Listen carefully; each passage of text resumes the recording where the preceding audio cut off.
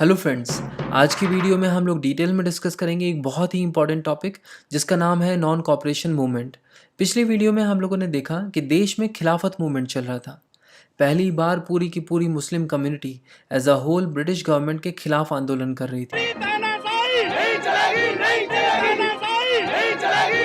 गांधी जी ने इसमें एक अपॉर्चुनिटी खोज निकाली थी। उन्होंने सोचा कि मुस्लिम्स ऑलरेडी ब्रिटिशर्स के अगेंस्ट फाइट कर रहे हैं, और अगर ऐसे टाइम पर हिंदूज भी ब्रिटिश गवर्नमेंट के खिलाफ एक मूवमेंट शुरू कर दें तो ये पहली बार होगा कि पूरा का पूरा देश, हिंदू मुस्लिम सभी ब्रिटिशर्स से एक साथ लड़ रहे हैं। और अगर ऐसा हो गया तो ब्रिटिशर्स ज़्यादा देर तक टिक नहीं पाएंगे और ब्रिटिशर्स को घुटनों पर लाया जा सकता है और देश को आज़ाद कराया जा सकता है। और वैसे भी हिंदूज तो पहले से ही भरे बैठे थे रॉलेट एक्ट और जलियांवाला बाग ट्रेजेडी का बदला लेने के लिए।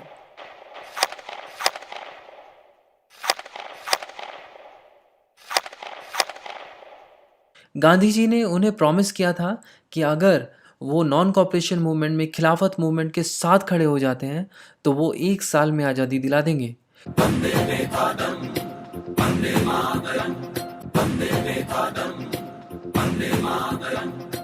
फिर क्या था, गांधी जी ने 1 अगस्त 1920 को नॉन कॉपरेशन मूवमेंट शुरू कर दिया और देश उनके साथ आ गया। अब बात आती है कि नॉन कॉपरेशन मूवमेंट में करना क्या था। पहली चीज़ तो ये कि government schools, colleges, law courts और लेजिस्लेटिव काउंसिल्स को बॉयकॉट करना था। विदेशी कपड़ों का बहिष्कार करना था और उसकी जगह खादी कपड़े यूज़ करने थे। इसके अलावा अगर ब्रिटिश गवर्नमेंट ने कोई भी अवार्ड या टाइटल्स दे रखे हैं तो उसको वापस करना है, यानी अवार्ड वापसी। दिसंबर 1920 कांग्रेस सेशन में कांग्रेस ने भी नॉन कॉपरेशन मूवमेंट पर मोहर लगा दी और साथ ही यहाँ पर कांग्रेस की गोल स्टेटमेंट को चेंज कर दिया गया। पहले कांग्रेस की गोल स्टेटमेंट जो थी वो था self government through constitutional means. Goal तो अभी भी सेल्फ गवर्नमेंट ही है, बट इसे अचीव करने के तरीके को चेंज कर दिया गया। तो अब जो है गोल स्टेटमेंट है to attain self government via extra constitutional means of mass struggle. तो यहाँ पर यह कहना ठीक होगा कि गांधी जी के आने के बाद कांग्रेस के करेक्टर में ये एक बड़ा चेंज आया, क्योंकि अब आज़ादी पाने के लिए कांग्रेस सिर्फ कॉन्स्टिट्यूशनल रिफॉर्म्स के बारे में नहीं सोच रही है, बल्कि अब वो मासेस को इन्फ्लुएंस करके बड़े मूवमेंट के थ्रू आज़ादी पाना चाहती है। कई सारे कांग्रेस लीडर्स कांग्रेस में इस चेंज से खुश नहीं थे। जिन्ना, एनी बेसेंट और बिपिन चंद्र पाल ने इस कारण से कांग्रेस छोड़ दी। इनके छोड़ने से ज़्यादा कुछ फर्क तो पड़ा नहीं, मूवमेंट तो खूब फला फूला। अब क्योंकि बच्चों ने तो गवर्नमेंट स्कूल्स, कॉलेजेस छोड़ दिए थे, वो तो इन सब मामलों में पहले ही आगे रहते थे। जहाँ मूवमेंट शुरू हुआ नहीं, इन्होंने स्कूल छोड़े। इसीलिए नेशनल लीडर्स ने कहा कि यार इनकी पढ़ाई छूटनी नहीं चाहिए। ठीक है, गवर्नमेंट स्कूल्स नहीं है तो क्या हम लोग नेशनल कॉलेजेस खोल सकते हैं? तो काफ़ी सारे नेशनल लीडर्स ने नेशनल कॉलेजेस और विद्यापीठ खोल दिए। इसके अलावा बड़े बड़े दिग्गज लॉयर्स ने अपनी लॉ प्रैक्टिस छोड़ दी थी। इस समय में जो मेन कॉलेजेस खोले गए थे वो थे गुजरात विद्यापीठ, बिहार विद्यापीठ, तिलक महाराष्ट्र विद्यापीठ, काशी विद्यापीठ, बंगाल नेशनल यूनिवर्सिटी और जामिया मिलिया। और जिन दिग्गजों ने अपनी लॉ प्रैक्टिस छोड़ दी थी उनके नाम थे जवाहरलाल नेहरू, उनके पिताजी मोतीलाल नेहरू, सी आर दास, सरदार पटेल और राजेंद्र प्रसाद। गवर्नमेंट हमेशा की तरह बरस पड़ी थी आंदोलनकर्ताओं पर। पब्लिक मीटिंग्स बैन कर दी गई थी, प्रेस पर ताले लगा दिए गए थे। गांधी जी को छोड़कर बाकी सभी बड़े लीडर्स को जेल में डाल दिया गया था। उधर कांग्रेस जो है वो गांधी जी पर प्रेशर बना रही थी कि अरे आप तो जेल में नहीं हो ना, आप बाहर हो, नॉन कॉपरेशन मूवमेंट अच्छा चल रहा है और अब सिविल डिसोबीडियंस शुरू कर देना चाहिए। गांधी जी पर इतना ज़्यादा प्रेशर बना दिया कि यार गांधी जी आप जो है गियर बदलो यार, अगला गियर डालो आप।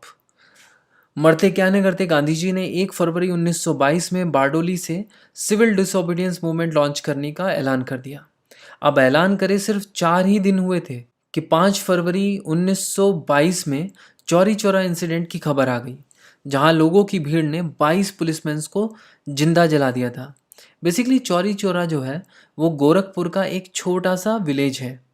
यहाँ पर नॉन कॉपरेशन के दौरान एक निहत्थे वॉलंटियर ग्रुप पर पुलिस ने लाठीचार्ज कर दिया था। तो इसके रेस्पॉन्स में भाई उनको कुछ ना कुछ तो करना था। तो गांव वालों ने पुलिस स्टेशन का घेराव कर दिया और पीसफुल प्रोटेस्ट करने लग गए। अब इस पर पुलिस वाले जो हैं वो भड़क गए। उन्होंने कहा कि यार ये लोग हमें आने जाने का रास्ता भी नहीं देंगे।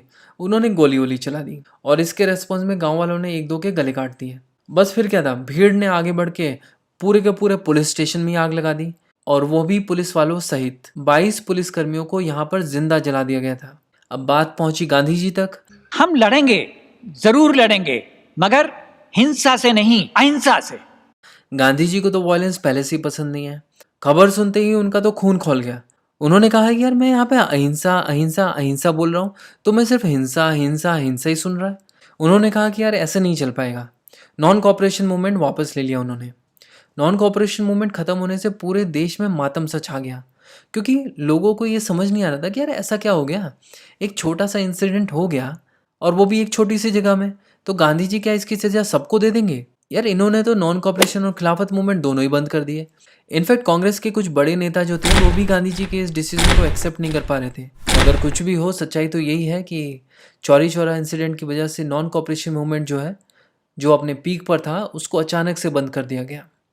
और इसके तुरंत बाद मार्च 1922 में गांधी जी को 6 सालों के लिए जेल में डाल दिया गया। ये था non cooperation movement. Next video में हम डिटेल में डिस्कस करेंगे साइमन कमीशन। अगर आपको ये वीडियो अच्छी लगी है तो इसको लाइक कर देना, दोस्तों के साथ शेयर कर देना। बुक सभा चैनल पर हिस्ट्री के बहुत सारे टॉपिक्स पर वीडियोस अवेलेबल हैं, आप उनको देख सकते हैं। और ऐसी ही और वीडियोस को देखते रहने के लिए बुक सभा चैनल को सब्सक्राइब कर देना। फिर मिलेंगे एक नए टॉपिक के साथ। Thank you for watching book सभा।